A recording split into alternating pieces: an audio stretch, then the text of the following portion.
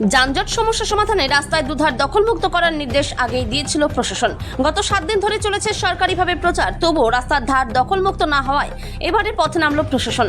সোমবার দুপুরে উত্তর দিনাজপুর জেলার হেমতাবাদের বিডিও বিশ্বজিৎ দত্ত ও হেমতাবাদ থানার আইসি সুজিত লামা সদর এলাকার রায়গঞ্জ বালুরঘাট রাজ্য সড়কের দুই ধারে দোকানগুলিতে গিয়ে অবৈধ দখলের অংশ চিহ্নিত করেন। পাশাপাশি আজকের মধ্যে দখলমুক্ত করার নির্দেশ দেন বিডিও বিশ্বজিৎ দত্ত। কালিয়াগঞ্জ থেকে অনুপ জয়সওয়ালের রিপোর্ট, বিগ নিউজ বাংলা। এবার কি প্রশাসন এবার কি স্টেপ নেবে?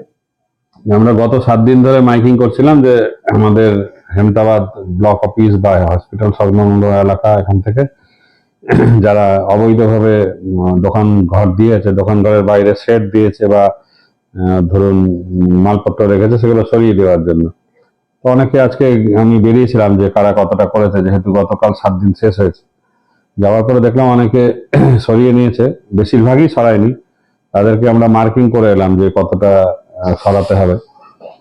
সেই মোতাবেক তাদের কাছে একটা আজকের দিনটা টাইম দেওয়া হয়েছে যে আজকের মধ্যে তারা যদি সরিয়ে নেয় ভালো, নাহলে আগামীকাল আমরা নামবো এবং সেটাকে ভেঙে দেবো যেখানে যেখানে যে অবৈধ দখল আছে, এবং সেটা দখল হয়ে যে তার জন্য যা খরচা হবে সেটা কিন্তু সেই দোকানদারদের কাছেই আমাদের নিয়ম মাফিক আদায় করবো। আমরা আজকে পুরোটা ঘোরা হয়নি, আমরা আগামীকাল বাস স্ট্যান্ড বা থানার সংলগ্ন এলাকাতেও কালকে আমরা দেখবো।